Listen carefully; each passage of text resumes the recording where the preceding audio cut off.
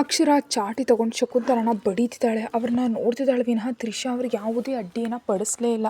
ಅಮ್ಮ ಹೊಡಿಬೇಡ, ನನ್ನ ಹೊಡಿಬೇಡ ಅಂತ ಕಿರಿಸ್ತಾ ಇದ್ದಾಳೆ ಶಕುಂತಲ. ಏನೇ ನೋವಾಗ್ತಿದೆಯಾ ಹಾಗಾದರೆ? ಪಾಪ ಸಣ್ಣ ವಯಸ್ಸಿನಿಂದ ನನ್ನ ಅತ್ತಿಗೆಗೆ ಎಷ್ಟು ಸಾರಿ ಹೊಡೆದಿರಬೇಡ ನೀನು. ಅವಳಿಗೂ ನೋವಾಗಿರುತ್ತೆ ಅಲ್ವಾ? ಸರಿ, ನಿಜಕ್ಕೂ ನಾನು ಅತ್ತಿಗೆಗೆ ಅರ್ಧ ಗಂಡ ಇದ್ದ ಹಾಗೆ, ಮತ್ತು ಅವಳನ್ನ ಕಷ್ಟಪಡಿಸಿದ್ದು ನಿನಗೆ ಚುಕ್ಕೆ ತೋರಿಸ್ತಿದ್ರೆ ಹೇಗೆ ಅಂತ ಇನ್ನೊಳನ್ನ ಹೊಡಿತಾನೇ ಇದ್ದಾಳೆ. ಅಕ್ಕಿ ಹೊಡಿತಿರೋ ಪೆಟ್ಟುಗಳಿಗೆ ತಡ್ಕೊಳ್ಳೋದಕ್ಕೆ ಸಾಧ್ಯ ಆಗದೆ, ತ್ರಿಷಾ ಅವಳನ್ನ ನನ್ನ ಹಾಗೆ ಹೊಡಿತಿದ್ರೆ ನೋಡ್ತಾ ನಿಂತಿದೆಯಲ್ಲೇ, ಇಷ್ಟು ದಿನ ನಿನಗೆ ಅನ್ನ ಹಾಕಿ ಓದಿಸಿದ ಪಾಪಕ್ಕೆ ನಂಗೆ ಸರಿಯಾದ ಪಾಠ ಕಲಿಸ್ತಿದ್ಯಾ ಬಿಡು ಅಂತ ಯಾವಾಗಲೂ ಹಾಗೆ ತ್ರಿಷಾ ಮೇಲೆ ಕಿರಿಸ್ತಿದ್ರು ಶಕುಂತಲ. ಏನೇ ಇವಾಗಲೂ ನಮ್ಮ ಅತ್ತಿಗೆಗೆ ನನ್ನ ಮುಂದೆ ಹಾಗೆ ಅಂತೀಯಾ ಅಂತ ಮತ್ತೆ ಹೊಡಿತಾ ಇದ್ದಾಳೆ ಅಕ್ಷರ. ಅಯ್ಯೋ, ಯಾರಾದರೂ ಬಂದು ಬದುಕಿಸಿ ಏಕೆ ನಮ್ಮ ಅಮ್ಮನ್ನ ಕೊಂದು ಹಾಕುವಾಗಿದ್ದಾಳೆ ಅಂತ ಅಕ್ಷಿತ್ ಗಟ್ಟಿಯಾಗಿ ಕಿರಿಸ್ತಾ ಇದ್ದಾನೆ. ಶೌರ್ಯ ಎದ್ದು ನಿಲ್ತದಂತೆ ಒಂದೇ ಸಾರಿಗೆ ಗುಂಟಿಗೆ ಜಾರಿ ಹೊಟ್ಟೆಗೆ ಬಂದಂತಾಯಿತು ಅಕ್ಷಿತ್ಗೆ. ಏನು ಮಾತಾಡ್ತಿದ್ಯಾ? ನೀನಿಲ್ಲಿ ಇಷ್ಟು ಕಿರ್ಚಾಡಿದ್ರು ಕೂಡ ನಿಮ್ಮನ್ನು ಬದುಕಿಸೋದಕ್ಕೆ ಒಬ್ಬನೂ ಬರಲ್ಲ ಅಂದ ಶೌರ್ಯ ಕೋಪದಿಂದ. ಅಕ್ಷಿತ್ಗೆ ಅಲ್ಲಿ ಏನು ಮಾಡಬೇಕು ಅರ್ಥ ಆಗ್ತಿಲ್ಲ. ಅಷ್ಟರಲ್ಲಿ ಎದುರಿಗಿದ್ದ ತ್ರಿಷಾನ್ನ ನೋಡ್ದ ತಕ್ಷಣ ಏನೋ ಆಲೋಚನೆ ಬಂದು ಸೋಮೇಶ್ವರರಾವ್ ಕಡೆ ನೋಡ್ದ. ಸೋಮೇಶ್ವರರಾವ್ ಕೂಡ ಅಲ್ಲಿ ಭಯಪಡ್ತಿರೋದು ಕಾಣಿಸ್ತು. ಸೋಮೇಶ್ವರರಾವ್ ಅವ್ರನ್ನ ನೋಡ್ತಾ ಮಾವಯ್ಯ ಮಾವಯ್ಯ ಅಂತ ಸಣ್ಣದಾಗಿ ಸನ್ನೆ ಮಾಡ್ದ ಅಕ್ಷಿತ್. ಸನ್ನೆ ನೋಡಿ ಏನು ಅನ್ನೋ ಹಾಗೆ ನೋಡ್ದ ಸೋಮೇಶ್ವರರಾವ್ ಅಕ್ಷಿತ್ ಕಡೆ. ನೀವು ತ್ರಿಷಾ ಹತ್ರ ಪ್ರೀತಿಯಿಂದ ಮಾತಾಡಿ, ಅವಾಗ ಅವಳು ನಮ್ಮ ದಾರಿಗೆ ಬರ್ತಾಳೆ. ಇವಾಗ ತ್ರಿಷಾ ಬಿಟ್ಟರೆ ಇನ್ಯಾರು ನಮ್ಮನ್ನು ಬದುಕಿಸೋದಕ್ಕೆ ಸಾಧ್ಯ ಇಲ್ಲ ಅಂದ ಅಕ್ಷಿತ್ ಗುಸುಗುಸಾಗಿ. ಸರಿ ಅಂತ ಹೇಳಿ ತ್ರಿಷಾ ಕಡೆದೆ ನೋಡಿದ ಸೋಮೇಶ್ವರರಾವ್. ಅಮ್ಮ ತ್ರಿಷಾ ಅಂತ ಕರೆದ ನಾಟಕ ಮಾಡ್ದ. ಸೋಮೇಶ್ವರರಾವ್ ಕಡೆ ನೋಡಿದ್ಲು ತ್ರಿಷಾ. ಅಮ್ಮ ತ್ರಿಷಾ, ನಾವು ನಿನಗೆ ತುಂಬ ಕಷ್ಟ ಕೊಟ್ಟಿದ್ದೀವಿ, ಒಪ್ಕೋತೀನಿ. ಆದರೆ ಇವಾಗ ಇವರಿಂದ ನಿಮ್ಮ ಅತ್ತೆಯನ್ನು ಬದುಕಿಸೋಕೆ ನಿನ್ನಿಂದ ಮಾತ್ರ ಸಾಧ್ಯ ಕಣಮ್ಮ ಅಂತ ಸೋಮೇಶ್ವರರಾವ್ ಅಂದರು ಬೇಸರದಿಂದ. ಆಲೋಚನೆಯಲ್ಲೇ ಮುಳುಗಿ ಹೋದ್ಲು ತ್ರಿಷಾ. ಇನ್ನು ಈ ಕಡೆ ಸೂರ್ಯನ ಹತ್ರ ಶೌರ್ಯನ ಮೇಲೆ ಇನ್ನೂ ಕೋಪ ಕಡಿಮೆ ಆಗಿಲ್ಲ ಸೂರ್ಯನಿಗೆ. ತನ್ನ ಕ್ಯಾಬಿನ್ಗೆ ಹೋಗಿ ತನ್ನ ಸಹಾಯಕರನ್ನ ಕರೆದ. ಅವನ ತಕ್ಷಣ ಬಂದು ಸೂರ್ಯನ ಮುಂದೆ ನಿಂತ. ಇವತ್ತು ನನ್ನ ಕೆಲಸಗಳ ಪಟ್ಟಿ ಏನಿದೆ ಅಂತ ಕೇಳ್ದ ಕೋಪದಿಂದ. ಸರ್, ಅದು ಮಧ್ಯಾಹ್ನ ಊಟದ ಸಮಯದಲ್ಲಿ ವಿದೇಶದಿಂದ ಬಂದ ಕಂಪ್ನಿಯವ್ರ ಜೊತೆ ನಿಮಗೂ ಮತ್ತು ಶೌರ್ಯ ಸರ್ಗೂ ಮೀಟಿಂಗ್ ಮತ್ತು ಲಂಚ್ ಕೂಡ ಇದೆ ಸರ್ ಅಂತಂದ ಅವನು. ಶೌರ್ಯ ಬಂದಿದ್ದಾನಾ ಅಂತ ಕೇಳ್ದ ಸೂರ್ಯ. ಇಲ್ಲ ಸರ್ ಅಂದ ಅವನು. ನಿನ್ನೆ ಕೂಡ ಬಂದಿರಲಿಲ್ಲ ಅನಿಸುತ್ತೆ ಅಂತ ಕೇಳಿದ ಕಣ್ಣುಗಳನ್ನ ಸಣ್ಣದು ಮಾಡಿ. ಹೌದು ಸರ್, ನಿನ್ನೆ ಕೂಡ ಬಂದಿರಲಿಲ್ಲ ಅಂತ ಹೇಳ್ದ ಅವನು. ಓಕೆ, ಹೋಗಿ ಶೌರ್ಯನ ಸೆಕ್ರೆಟ್ರಿಯನ್ನು ಕರ್ಕೊಂಡು ಬಾ ಅಂತಂದ ಸೂರ್ಯ. ಸರಿ ಸರ್ ಅಂಥೇಳಿ ಅಲ್ಲಿಂದ ಹೊರ್ಟು ಹೋದ ಅವನು. ಒಂದು 5 ನಿಮಿಷದ ನಂತರ ಬಂದ ಸಹಾಯಕ ಶೌರ್ಯನ ಸೆಕ್ರೆಟ್ರಿನ ಕರ್ಕೊಂಡು ಬಂದ. ಸೂರ್ಯ ಆ ಹುಡುಗಿ ಕಡೆ ನೋಡ್ತಾ, ಶೌರ್ಯ ಏನಾದರೂ ನಿನಗೆ ಹೇಳಿದಾನಾ ಹೀಗೆ ಬರಲ್ಲ ಅಂತ, ಮತ್ತು ಕೆಲಸದ ಬಗ್ಗೆ ಏನಾದರೂ ತಿಳಿಸಿದಾನಾ ಅಂತ ಕೇಳ್ದ. ಹೌದು ಸರ್, ಮೊನ್ನೆ ರಾತ್ರಿಯೇ ಕಾಲ್ ಮಾಡಿ 2 ದಿನ ನಾನು ಆಫೀಸಿಗೆ ಬರಲ್ಲ, ಬಾಕಿರೋ ಫೈಲ್ಗಳನ್ನೆಲ್ಲ ನನ್ನ ಮನೆಗೆ ಕಳಿಸು ಅಂತ ಹೇಳಿದರು ಸರ್ ಅಂತಂದ್ಲು ಆ ಹುಡುಗಿ.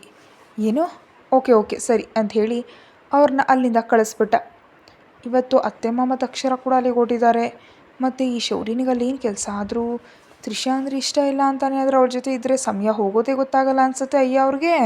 ಅವಳ ಮೇಲೆ ನಿನ್ನ ಮನಸ್ಸಿನಲ್ಲಿರೋ ಪ್ರೀತಿನ ಗುರ್ಸೋದಕ್ಕೆ ಸಾಧ್ಯ ಆಗ್ತಿಲ್ಲ ಶೌರ್ಯ ನಿನಗೆ ಅಂತ ಅಂದ್ಕೊಳ್ತಾ ಆಲೋಚನೆ ಮಾಡ್ತಿದ್ದ ಸಮಯದಲ್ಲೇ ಅವನ ಮೊಬೈಲ್ ರಿಂಗ್ ಆಗ್ತಾ ಇದೆ. ಆದರೆ ಅದು ಅವನು ದಿನವೂ ಬಳಸುವ ಮೊಬೈಲ್ ಅಲ್ಲ.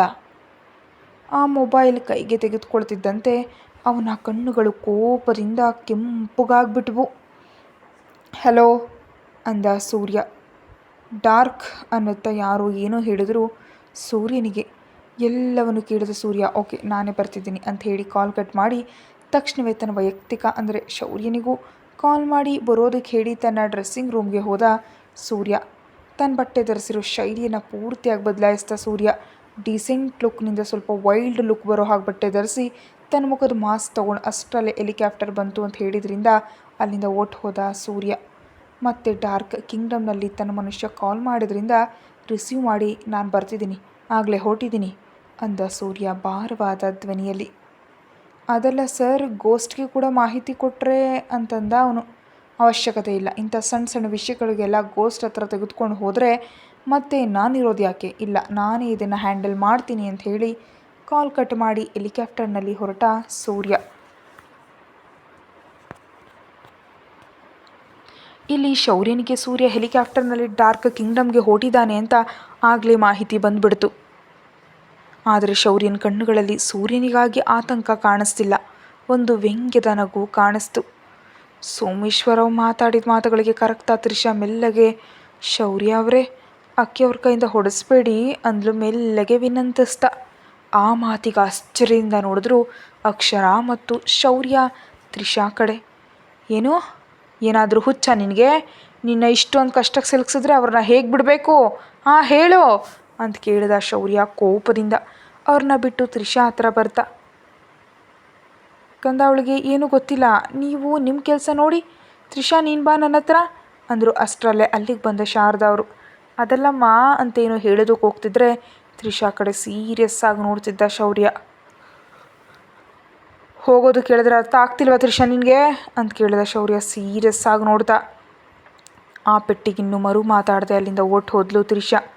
ಅಣ್ಣ, ಇವ್ರ ವಿಷಯ ನೀನು ನೋಡು, ಲೈಟಾಗಿ ಹೊಟ್ಟೆ ನೋವು ಬಂದು ಆಗಿದೆ, ಕೂತ್ಕೋತೀನಿ ನಾನು ಅಂತ ಹೇಳಿದ್ಲು ಅಕ್ಷರ ಸೋಫಾದಲ್ಲೇ ಕೂತ್ಕೊಳ್ತಾ. ಶೌರ್ಯ ಮೂವರನ್ನು ನೋಡ್ತಾ, ಏನೋ ನನ್ನ ಹೆಂಡತಿಯನ್ನು ಅಡ್ಡ ಇಟ್ಕೊಂಡು ನೀವು ತಪ್ಪಿಸ್ಕೊಂಡು ಬಿಡೋಣ ಅಂತ ಅಂದ್ಕೊಂಡ್ಬಿಟ್ಟಿದ್ದೀರಾ? ಅವಳು ದೊಡ್ಡ ಮುಗ್ದೆ, ಇಲ್ಲಿವರೆಗೆ ನೀವು ಅವಳಿಗೆ ಎಷ್ಟು ಕಷ್ಟ ಕೊಟ್ಟಿದ್ರು ಕೂಡ ಎಲ್ಲನೂ ಮರೆತು ಮತ್ತೆ ನಿಮ್ಮನ್ನು ಬದುಕಿಸ್ಬೇಕಂತ ನೋಡ್ತಾಳೆ. ಆದರೂ ಇವಾಗ ಅವಳು ಮಿಸ್ ತ್ರಿಷಾದೇವಿ ಅಲ್ಲ, ಮಿಸ್ಸಸ್ ತ್ರಿಷಾ ಶೌರ್ಯ ಅಂದ ಶೌರ್ಯ ಕೋಪದಿಂದ. ಯಾಕೋ ತ್ರಿಷಾನನ್ನ ಮಿಸ್ಸಸ್ ತ್ರಿಷಾ ಶೌರ್ಯ ಅಂತಿದ್ರೆ ಇಷ್ಟ ಆಗ್ತಿಲ್ಲ ಅಕ್ಷಿತ್ಗೆ. ಅಕ್ಷಿತ್ ಮುಖದಲ್ಲಿನ ಬದಲಾವಣೆಗಳನ್ನ ಭಾವನೆಗಳನ್ನ ಗಮನಿಸ್ತಾ, ಅಣ್ಣ ಅವನೇನೋ ಹಾಗೆ ನೋಡ್ತಿದ್ದಾನೆ ಅಕ್ಷಿತ್ನನ್ನ ಅಂತ ಶೌರ್ಯನಿಗೆ ತೋರಿಸ್ತಾ ಕೇಳಿದ್ಲು ಅಕ್ಕಿ. ಅವನ ಮುಖ ನೋಡಿ ಶೌರ್ಯನ ಮುಖದಲ್ಲಿ ಒಂದು ಕುಟಿಲ ನಗು ಬಂದು ಸೇರಿತು. ತಕ್ಷಣ ಆ ರೂಮ್ ಬಾಗಿಲಿನ ಹತ್ರ ಇದ್ದ ತನ್ನ ಬಾಡಿ ಗಾರ್ಡ್ಸ್ನ ಕರೆದ ಶೌರ್ಯ. ಅವ್ರು ಬರುತ್ತಲೇ ಇವ್ರನ್ನ ಕರ್ಕೊಂಡು ಹೋಗಿ ಆ ರೂಮ್ನಲ್ಲಿ ಹಾಕಿ ಅಂತ ಹೇಳಿದ ಶೌರ್ಯ. ಓಕೆ ಸರ್ ಅಂತ ಹೇಳಿ ಅವ್ರನ್ನ ಕರ್ಕೊಂಡು ಅಲ್ಲಿಂದ ಓಟ್ ಹೋದರು ಅವರು. ಅಕ್ಷರ ಸ್ವಲ್ಪ ಹೊತ್ತು ರೂಮ್ಗೆ ಹೋಗಿ ರೆಸ್ಟ್ ತಗೋ ಅಂದ ಶೌರ್ಯ ಪ್ರೀತಿಯಿಂದ.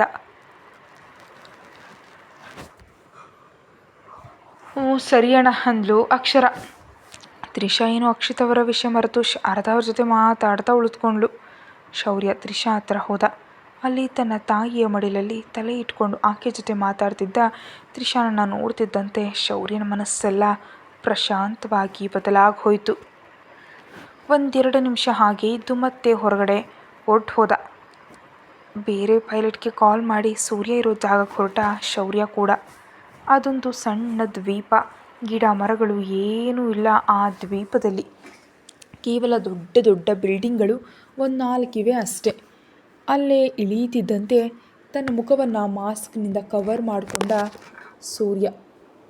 ಸೂರ್ಯ ಬರುವಷ್ಟರಲ್ಲಿ ಒಂದು 10 ಜನ ಬಾಡಿಗಾರ್ಡ್ಸ್ ಅವನ ಹತ್ರ ಪ್ರತ್ಯಕ್ಷರಾದರು. ಏನು ನಡೀತಿದೆ ಅಂತ ಕೇಳಿದ ಸೂರ್ಯ ಭಾರವಾದ ಧ್ವನಿಯಲ್ಲಿ. ಸೂರ್ಯನ ಧ್ವನಿ ಕೇಳಿದ್ರೇ ಒಬ್ಬೊಬ್ಬರಿಗೆ ಪ್ಯಾಂಟ್ ಒದ್ದೆ ಆಗೋ ಆಗಿದೆ. ಡಾರ್ಕ್, 3ನೇ ಬಿಲ್ಡಿಂಗ್, 25ನೇ ಫ್ಲೋರ್ ಡಾರ್ಕ್ ಅಂತಂದರು ಅವರು. ಸೂರ್ಯ ಒಂದು ಸಾರಿ ಆ ಬಿಲ್ಡಿಂಗ್ ಕಡೆ ನೋಡಿ ಹೆಜ್ಜೆ ಇಟ್ಟ. ಆ ಬಿಲ್ಡಿಂಗ್ ಕಡೆ ಸೂರ್ಯ ಹಿಂದೆ ಹೋದರು ಉಳಿದವರು ಕೂಡ. ಸೂರ್ಯ ಅಲ್ಲಿಂದ ಲಿಫ್ಟ್ ಒಳಗೆ ಸೇರಿ ಲಿಫ್ಟ್ನಲ್ಲಿ ಇಳಿದ ಫ್ಲೋರ್ಗೆ ಹೋದ. ಅವನು ಹೋಗುವಷ್ಟರಲ್ಲಿ ಅಲ್ಲಿ ತುಂಬ ಜನ ದೊಡ್ಡ ದೊಡ್ಡ ವ್ಯಕ್ತಿಗಳು ಕಾಣಿಸಿದ್ರು ಸೂರ್ಯನಿಗೆ. ಸೂರ್ಯನ ಕಣ್ಣುಗಳು ಎಲ್ಲರನ್ನ ಪರಿಶೀಲಿಸ್ತಿವೆ. ಅಲ್ಲಿ ಎಲ್ಲರೂ ಇದ್ದಾರೆ, ಒಂದು ಯಶವಂತನ ಬಿಟ್ಟು. ಸೂರ್ಯ ನೋಡಿ ಕೆಲವರು ಜನರಲ್ಲಿ ಭಯ ಇದ್ದರೆ ಇನ್ನು ಕೆಲವು ಜನರಲ್ಲಿ ಮಾತ್ರ ಏನೂ ತಿಳಿಯದ ವ್ಯಂಗ್ಯ ನಗು ಕಾಣಿಸ್ತಿದೆ. ಯಶವಂತ್ ಎಲ್ಲಿದ್ದಾನೆ ಅಂತ ಕೇಳಿದ ಡಾರ್ಕ್ ಅಲಿಯಾಸ್ ನಮ್ಮ ಸೂರ್ಯ. ಡಾರ್ಕ್ ಅದು ಅಂತ ಅಂತಿರುವಾಗಲೇ ಅಲ್ಲಿ ಪ್ರತ್ಯಕ್ಷನಾಗ್ಬಿಟ್ಟ ಯಶವಂತ್. ನನಗಾಗಿ ತುಂಬ ಇಂಟ್ರೆಸ್ಟಿಂದ ಕಾಯ್ತಿರೋ ಹಾಗಿದೆ ಡಾರ್ಕ್ ಅಂತ ವ್ಯಂಗ್ಯವಾಗಿ ಕೇಳ್ದ ಯಶವಂತ್. ಏನೋ ಹೊಸದಾಗಿ ಮದುವೆ ಮಾಡ್ಕೊಂಡಿದ್ಯಾ, ಅದರಲ್ಲಿ ನಿನ್ನ ಹೆಂಡತಿ ಜೊತೆ ಸೇರಿ ಹನಿಮೂನ್ಗೆ ಹೋಗಿದೆಯಲ್ಲ, ಅದಕ್ಕೆ ಬರ್ತೀಯೋ ಇಲ್ವೋ ಅಂತ ಹಾಕಿ ಕೇಳಿದೆ ಅಂದ ಸೂರ್ಯ ಅದಕ್ಕಿಂತ ವ್ಯಂಗ್ಯವಾಗಿ. ಆದರೂ ನನಗೆ ಮದುವೆ ಆದ ವಿಷಯ ಈ ಡಾರ್ಕ್ಗೆ ಹೇಗೆ ಗೊತ್ತಾಯಿತು ಅಂತ ಆಲೋಚಿಸ್ತಾ ಕೂತಾ ಯಶವಂತ್. ಏನು ಯಶವಂತ್, ನಿನ್ನ ಮದುವೆ ವಿಷಯ ನನಗೆ ಹೇಗೆ ಗೊತ್ತು ಅಂತ ಆಲೋಚನೆ ಮಾಡ್ತಿದ್ಯಾ ಅಂತ ನಗ್ತಾ ಕೇಳಿದ ಸೂರ್ಯ. ಹೌದು ನಿಜವೇ, ಆದರೂ ಆ ಗೋಸ್ಟ್ ಬರದೆ ಅವನ ಹತ್ರ ಕೆಲಸ ಮಾಡೋ ನಾಯಿ ಯಾಕೆ ಬಂದ ಹಾಗೆ ಅಂತ ಹೀಯಾಳಿಸಿ ಮಾತಾಡೋದಕ್ಕೆ ಶುರು ಮಾಡ್ದ ಯಶವಂತ್.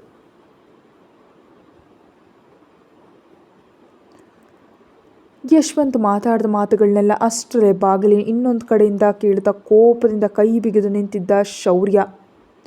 ಸೂರ್ಯ ಯಶವಂತನ್ನ ನೋಡ್ತಾ, ಹೌದು, ನಾನು ನಾಯಿನೇ.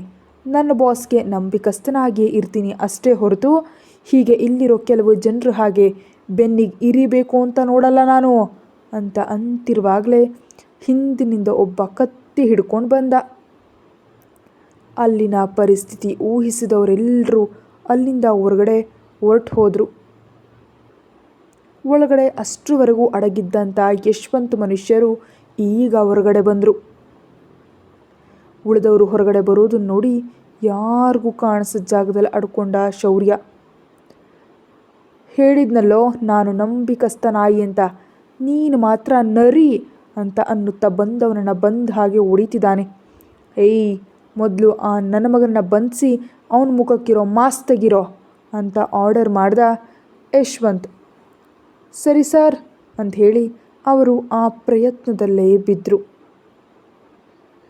ಶೌರ್ಯ ಇನ್ನು ಹೀಗಲ್ಲ ಅಂತ ಮುಂದಕ್ಕೆ ಬರೋ ಅಷ್ಟರಲ್ಲೇ ಸೂರ್ಯ ಇರೋ ರೂಮ್ ಒಳಗೆ ಇನ್ನಷ್ಟು ಜನ ಯಶವಂತ್ ಮನುಷ್ಯರು ಹೋಗೋದನ್ನು ನೋಡಿ ಅವ್ರನ್ನ ಮುಗಿಸ್ತಿದ್ದಾನೆ ಶೌರ್ಯ. ಸೂರ್ಯ ಒಳಗಡೆ ಒಬ್ಬೊಬ್ಬರನ್ನು ಸಾವು ಪೆಟ್ಟು ಹೊಡಿತಿದ್ದಾನೆ.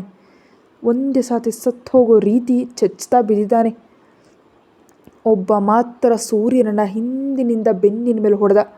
ಸೂರ್ಯ ಹಿಂದಕ್ಕೆ ತಿರುಗೋ ಅಷ್ಟರಲ್ಲಿ ಇಬ್ಬರು ಬಂದು ಬಲವಂತವಾಗಿ ಸೂರ್ಯನ ಕೈಗಳನ್ನ ಹಿಡ್ಕೊಂಡ್ರು. ಇನ್ನಿಬ್ಬರು ಬಂದು ಸೂರ್ಯನ ಕಾಲುಗಳನ್ನ ಹಿಡ್ಕೊಂಡೇ ಬಿಟ್ರು. ಏಯ್, ಹಿಂದಿನಿಂದಲ್ಲ ಕಣೋ ಹೊಡೆಯೋದು, ಮುಂದಿನಿಂದ ಹೊಡಿಬೇಕು ಅಂತಂದ ಸೂರ್ಯ ಕೋಪದಿಂದ. ಯಶವಂತ್ ಸೂರ್ಯನ ಹತ್ರ ಬರ್ತಾ, ಇವತ್ತಿಂದ ನೀನು ಯಾರು ಅಂತ ತಿಳಿತೀನಿ ಡಾರ್ಕ್. ನೀನು ಯಾರು ಅಂತ ಗೊತ್ತಾದರೆ ಆ ಗೋಸ್ಟ್ನ ಕಂಡು ಹಿಡಿಯೋದು ತುಂಬ ಸಿಂಪಲ್ ಅಂದ ಮುಂದಕ್ಕೆ ಹೆಜ್ಜೆಯನ್ನು ಇಡ್ತಾ. ಅದು ಈ ಜನ್ಮದಲ್ಲಿ ನಡೆಯಲ್ಲ ಕಣೋ ಅಂದ ಅಷ್ಟರಲ್ಲೇ ಹೊರಗಡೆ ಇದ್ದವ್ರನ್ನ ಮುಗಿಸಿ ಒಳಗಡೆ ಬಂದ ಶೌರ್ಯ. ಶೌರ್ಯನನ್ನು ಅಲ್ಲಿ ನೋಡಿ ಒಂದೇ ಸಾರಿಗೆ ಶಾಕ್ ಆದರೂ ತಕ್ಷಣವೇ ಚೇತರಿಸ್ಕೊಂಡು, ನೀನು ಸೂಪರ್ ಬಾವ ಅಂತ ಅಂದ್ಕೊಂಡ ಸೂರ್ಯ ಮನಸ್ಸಿನಲ್ಲೇ. ಏನೋ ದೊಡ್ಡ ದೊಡ್ಡ ದೊಡ್ಡ ಡೈಲಾಗ್ಸ್ ಮಾತಾಡ್ತಿದ್ಯಾ ಹಾಂ ಅಂತ ಸೂರ್ಯನ ಹಿಡ್ಕೊಂಡು ನಾಲ್ವರ ಹತ್ರ ನಡೀತಾ ಕೇಳಿದ ಶೌರ್ಯ. ಅಷ್ಟರಲ್ಲೇ ತುಂಬ ಜನ ಅಲ್ಲಿ ಕೊನೆ ಉಸಿರಿನಲ್ಲಿದ್ದಾರೆ ಮತ್ತು ಅವರಲ್ಲಿ ಶಕ್ತಿ ಇಲ್ಲದೆ ಇರೋದರಿಂದ ಯಾರೂ ಶೌರ್ಯನನ್ನು ತಡೆಯೋದಕ್ಕೆ ಸಾಧ್ಯನೇ ಆಗಲಿಲ್ಲ. ಅಷ್ಟರಲ್ಲೇ ಅಲ್ಲಿಗೆ ಬಂದರು ಶೌರ್ಯನ ಮನುಷ್ಯರು. ಅವ್ರನ್ನ ನೋಡ್ತಿದ್ದಂತೆ ಪ್ರಾಣ ಭಯದಿಂದ ಸೂರ್ಯನನ್ನು ಬಿಟ್ಟು ಅಲ್ಲಿಂದ ಓಟ ಕಿತ್ತರು ಆ ನಾಲ್ವರು. ಶೌರ್ಯನ ಮನುಷ್ಯರು ಅವ್ರನ್ನ ನೋಡುತ್ತಲೇ ಓಕೆ ಸರ್ ಅಂತ ಹೇಳಿ ಅವರಲ್ಲಿ ಕೆಲವು ಜನ ಹೋದರು ಅವರನ್ನು ಹಿಡಿಯೋದಕ್ಕಾಗಿ. ಇನ್ನು ಆಸೆ ಸಾಯದೆ ಶೌರ್ಯನ ಕತ್ತಿನ ಮೇಲೆ ತನ್ನ ಹತ್ತಿರ ಇದ್ದ ಕತ್ತಿ ಎಸ್ದ ಯಶವಂತ್. ಅದರಿಂದ ತಪ್ಪಿಸ್ಕೊಳ್ಳೋಣ ಅಂತ ಅಂದ್ಕೊಂಡು ಸೈಡಿಗೆ ತಿರುಗಿದ ಶೌರ್ಯ. ಅದು ಶೌರ್ಯನ ಎದೆ ಹತ್ರ ಗೀಚ್ಕೊಂಡು ಹೋಯಿತು. ಸೂರ್ಯ ಕೋಪದಿಂದ ಹಿಂದಕ್ಕೆ ತಿರುಗೋ ಅಷ್ಟರಲ್ಲೇ ಯಶವಂತ್ ಅಲ್ಲಿಂದ ಒಟ್ಟು ಹೋಗಿರೋದು ಕಾಣಿಸುತ್ತೆ ಅವರಿಗೆ. ಶೌರ್ಯ ತನ್ನ ಮನುಷ್ಯರ ಕಡೆ ನೋಡ್ತಾ, ನೀವು ಹೋಗಿ ಅಂತ ಹೇಳಿ ಹೆಲಿಕಾಪ್ಟರ್ ಬರೋದಕ್ಕೆ ಹೇಳಿ ಲಿಫ್ಟ್ನಲ್ಲಿ 5th ಫ್ಲೋರ್ಗೆ ಅಂದರೆ ಹೆಲಿಪ್ಯಾಡ್ ಇರೋ ಜಾಗಕ್ಕೆ ಹೋದರು. ಶೌರ್ಯ, ಇಟ್ಸ್ ಬ್ಲೀಡಿಂಗ್ ಅಂದ ಸೂರ್ಯ ಆತಂಕದಿಂದ ಅವನಲ್ಲಿ ರಕ್ತ ಬರ್ತಾ ಇರೋದನ್ನು ನೋಡಿ. ಬಿಡೋ, ಲೈಟಾಗಿ ತಗೊಳ್ಳೋ ಅಂತ ಶೌರ್ಯ ಮುಂದಕ್ಕೆ ನಡೀತಾ ಹೇಳ್ದ ಅವನಿಗೆ. ಇವರು ಹೋಗೋಷ್ಟರಲ್ಲಿ ಅಲ್ಲಿ ಹೆಲಿಕಾಪ್ಟರ್ ರೆಡಿಯಾಗಿ ಇತ್ತು. ಇವರು ಹತ್ತುತ್ತಾ ಇದ್ದಂತೆ ಹೆಲಿಕಾಪ್ಟರ್ ಹೊರಡೋದಕ್ಕೆ ಸ್ಟಾರ್ಟ್ ಆಯಿತು. ಶೌರ್ಯ ಬೇಡ ಅಂತ ಎಷ್ಟು ವಾದ ಮಾಡಿದ್ರು ಕೇಳದೆ ಸೂರ್ಯ ಫಸ್ಟ್ ಏಡ್ ಕಿಟ್ ತೆಗೆದು ಶೌರ್ಯನ ಶರ್ಟ್ ತೆಗೆದ. ಸೂರ್ಯ ಶೌರ್ಯನ ಗಾಯವನ್ನು ಕ್ಲೀನ್ ಮಾಡ್ತಾ ಶೌರ್ಯನ ಎದೆ ಮೇಲೆ ಹತ್ರ ನೋಡಿದ ಸೂರ್ಯ ಒಂದೇ ಬಾರಿಗೆ ಶಾಕ್ ಆಗ್ಬಿಟ್ಟ. ಶೌರ್ಯ ಮಾತ್ರ ಯಾವುದೇ ಭಾವನೆ ಇಲ್ಲದೆ ಹೊರಗಡೆ ನೋಡ್ತಾ ಕೂತಿದ್ದ. ಶೌರ್ಯ ಮಾತ್ರ ಯಾವುದೇ ಭಾವನೆ ಇಲ್ಲದೆ ಹೊರಗಡೆ ಹಾಗೇ ನೋಡ್ತಾ ಇರೋದನ್ನ ನೋಡಿ, ಶೌರ್ಯ ಏನೋ ಇದು ಅಂತ ಕೇಳ್ದ ಸೂರ್ಯ ಶೌರ್ಯನೆದೆ ಹತ್ರ ಇದ್ದ ತ್ರಿಷಾ ಎಂಬ ಹಚ್ಚೆಯನ್ನು ನೋಡಿ. ಏನಿಲ್ಲ ಅಂದ ಶೌರ್ಯ ಎತ್ತೆತ್ತಲೋ ನೋಡುತ್ತಾ. ಸೂರ್ಯ ಶೌರ್ಯನ ಮುಖವನ್ನು ತನ್ನ ಕಡೆ ತಿರುಗಿಸ್ತಾ, ನಿಜಕ್ಕೂ ಏನು ನಡೀತಿದೆ ಇಲ್ಲಿ? ಈಗ ಹೇಳು, ನಿನಗೆ ನಿಜವಾಗಿಯೂ ತ್ರಿಷಾ ಅಂದರೆ ಪ್ರೀತಿ ಇಲ್ವಾ ಅಂತ ಕೇಳ್ದ ಸೂರ್ಯ. ಉತ್ತರ ಗೊತ್ತಿದ್ರು ಮತ್ತೆ ಅದೇ ಪ್ರಶ್ನೆ ಕೇಳೋರನ್ನ ಏನನ್ಬೇಕು? ನನಗೊತ್ತಿಲ್ಲ ಸೂರ್ಯ ಅಂತಂದ ಶೌರ್ಯ. ಈ ಹಚ್ಚೆನ ಯಾವಾಗ ಹಾಕಿಸ್ಕೊಂಡೆ ಶೌರ್ಯ ನೀನು ಅಂತ ಕೇಳ್ದ ಸೂರ್ಯ. ಎಲ್ಲೋ ಯಾವಾಗ ಹಾಕಿಸ್ಕೊಂಡೆ ಅಂತಂದ ಶೌರ್ಯ. ಅವನ ನೇರವಾಗೇನು ಹೇಳಿದೆ. ಅದೇನೇ ಕೇಳ್ತಾ ಇರೋದು, ಯಾವಾಗ ಅಂತ ಹೇಳಿದ್ದೋ ಅಂತ ಕೇಳ್ದ ಸೂರ್ಯ. ಎಲ್ಲೋ ಒಂದು ಸಾರಿ ಹಾಕಿಸ್ಕೊಂಡೆ, ನಿನಗ್ಯಾಕೆ ಅಂದ ಶೌರ್ಯ ಸೂರ್ಯನಿಗೆ. ಸರಿ ಬಿಡು, ಏನಾದರೂ ಆಗಲಿ, ನೀನು ಇಷ್ಟಾದರೂ ತ್ರಿಷಾನ ಪ್ರೀತಿಸ್ತಿದ್ಯಾ, ಅದು ಸಾಕು ನನಗೆ ಅಂದ ಸೂರ್ಯ ತುಂಬ ಸಂತೋಷ ಪಡ್ತ. ಶೌರ್ಯ ಸೂರ್ಯನ ಕಡೆ ನೋಡಿದ್ರು ನೋಡದ ಹಾಗೆ ಹೊರಗಡೆ ನೋಡ್ತಾ ಕೂತಿದ್ದ. ಇಬ್ಬರ ನಡುವೆ ಯಾವುದೇ ರೀತಿ ಮಾತುಗಳು ಇರಲಿಲ್ಲ. ಹಾಗೆ ಸೈಲೆಂಟಾಗಿದ್ಬಿಟ್ಟಿದ್ರು ಇಬ್ಬರು ಕೂಡ. ಸ್ವಲ್ಪ ಹೊತ್ತಿಗೆ ಹೆಲಿಕಾಪ್ಟರ್ ಲ್ಯಾಂಡ್ ಆಗಿ ಮನೆಯನ್ನು ತಲುಪಿತು. ಶೌರ್ಯ ಒಳಗೆ ನಡೀತಿದ್ದಾನೆ, ಸೂರ್ಯ ಮಾತ್ರ ಹೊರಗಡೆನೇ ನಿಂತಿದ್ದಾನೆ. ಶೌರ್ಯ ಹಿಂದಕ್ಕೆ ತಿರುಗಿ ಸೂರ್ಯನನ್ನು ನೋಡುತ್ತಾ, ನಿನಗೇನು ಇವಾಗ ಕುಂಕುಮ ಅರ್ಶಿನ ಕಾಡಿಗೆ ಎಲ್ಲ ಹಚ್ಚಿ ಹೇಳಬೇಕಾ?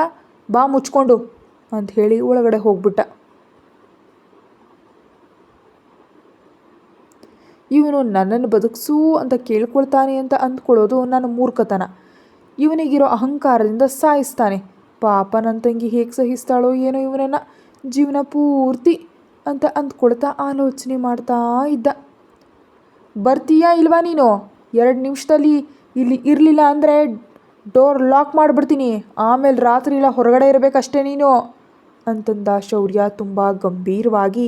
ಇನ್ನೂ ಬರದೆ ಅಲ್ಲೇ ನಿಂತಿರೋ ಸೂರ್ಯನನ್ನು ಕೋಪದಿಂದ ನೋಡ್ತಾ, ಅಯ್ಯಯ್ಯೋ ಬೇಡ ಬಿಡಪ್ಪ, ಅಂಥ ಬಂಪರ್ ಆಫರ್ ನನಗೆ, ಬರ್ತಿದ್ದೀನಿ ಅಂಥೇಳಿ ಫಾಸ್ಟಾಗಿ ಒಳಗಡೆ ನಡ್ಕೊಂಡು ಹೊರಟೋದ ಸೂರ್ಯ. ಶೌರ್ಯ ತನ್ನಲ್ಲೇ ತಾನೇ ನಗ್ತಾ ಅಲ್ಲಿಂದ ಫ್ರೆಶ್ ಆಗೋದಕ್ಕೆ ತನ್ನ ರೂಮಿಗೆ ಹೋದ. ಅಲ್ಲಿ ತ್ರಿಷಾ ಕಾಣಿಸ್ಲಿಲ್ಲ. ಎಲ್ಲಿಗೆ ಹೋಗಿದ್ದಾಳೆ ಇವಳು ಅಂತ ಅಂದ್ಕೊಳ್ತಾ ಆಲೋಚಿಸ್ತಾ ತ್ರಿಷಾ ಅಂತ ಕರೆದ.